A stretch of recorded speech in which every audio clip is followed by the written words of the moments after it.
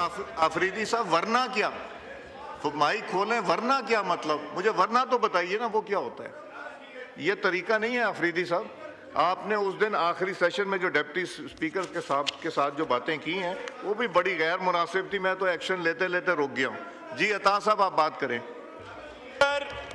यादे माजी अजाब है यार, अब यादे माजी अजाब है यार, अब छीन ले मुझसे हाफिजा मेरा।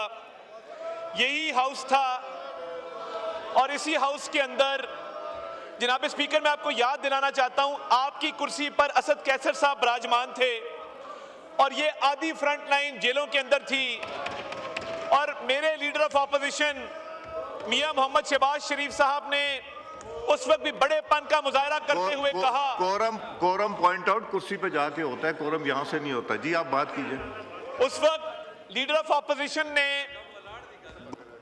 बावजूद इसके गुम्मन साहब कि इमरान न्याजी की चीरा दस्तियां जारी थी, उसकी फस्तायत उरूज पर थी। अता एक सेकंड प्लीज। जी आफरीदी साहब, आफरीदी साहब का जी जी स्पीकर साहब कोरम पूरा नहीं है, प्लीज काउंट बी मेड।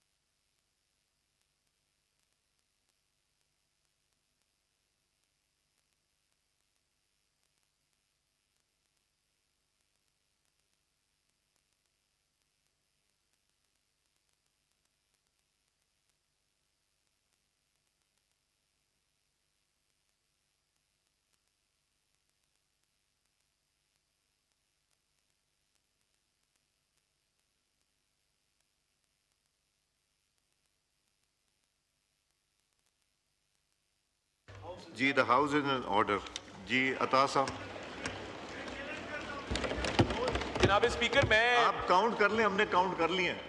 जी, जनाब स्पीकर, जी, मैं अता अर्ज ये कर रहा था मैं कि- आपके चैलेंज को रिजेक्ट करता हूं। जी, कि हमने वो दौर देखा है कि जब हम इन बेंचेस पर बैठे थे और जहां आप आज तशरीफ फरमा हैं, यहां पर असद कैसर साहब विराजमान थे और ये पहली कुर्सी से लेके 10वीं कुर्सी तक पूरी लाइन पाबंदे सलासिल थी और रोज हम फिर भी मुज़ाकरात की बात करते थे। आपको याद होगा जब कश्मीर पे सेशन बुलाया गया, इनका वजीर आजम इमरान खान नहीं आया, हमारा लीडर ऑफ ऑपोजिशन और आप जनाब स्पीकर वहां उस इजलास में कश्मीर के लिए मौजूद थे।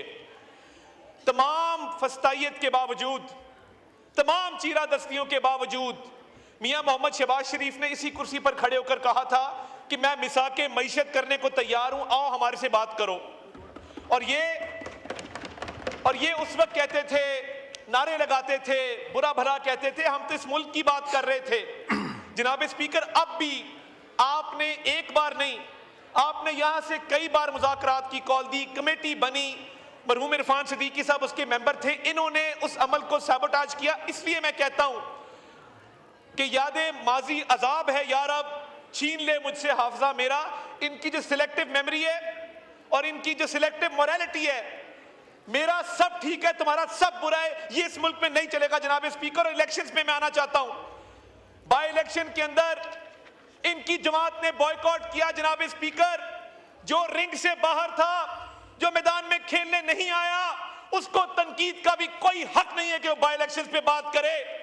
उस सियासी अमल का हिस्सा बनने से इन्होंने इनकार किया। इलेक्शन से बॉयकॉट का फैसला इनकी अपनी पार्टी का था। अब इल्जाम लगाना, धांधली का शोर मचाना, तो मैं आज बाबर नवाज खान को, जो हरिपुर से एमएनए इलेक्ट होके आया, खिराज तहसीन पेश करता हूं। उसने जो इलेक्शन लड़ा है, उसने पूरी दुनिया के सामने बतौर सियासी वर्कर के, उसके सामने एक बहुत बड़ा सियासी खानदान था, उसके सामने खैबर पख्तूनख्वा की हुकूमत के रिसोर्सेज थे, हुकूमत इनकी, पुलिस इनकी, एडमिनिस्ट्रेशन इनकी, ग्राउंड लेवल पे लोग इनके, मगर बाबर नवाज खान इनसे जीत छीन के लाया है और आज यहां पे उसने हल्फ लिया है। हम उसको खिराज तहसीन पेश करते हैं। जनाब स्पीकर, ये जो बैरिस्टर गौहर साहब ने बात की, मियां मोहम्मद नवाज शरीफ को इस मुल्क की आला अदालतों ने अपने माजी के गलत फैसलों की तस्हीह की। मियां मोहम्मद नवाज शरीफ के साथ जो ज्यादतियां हुई, उस पर अदालती रिलीफ उनको हाईएस्ट कोर्ट से मिला और इनकी अपनी काबीना ने, जब मियां नवाज शरीफ साहब ने बाहर जाना था, इनकी अपनी काबीना ने फैसला किया।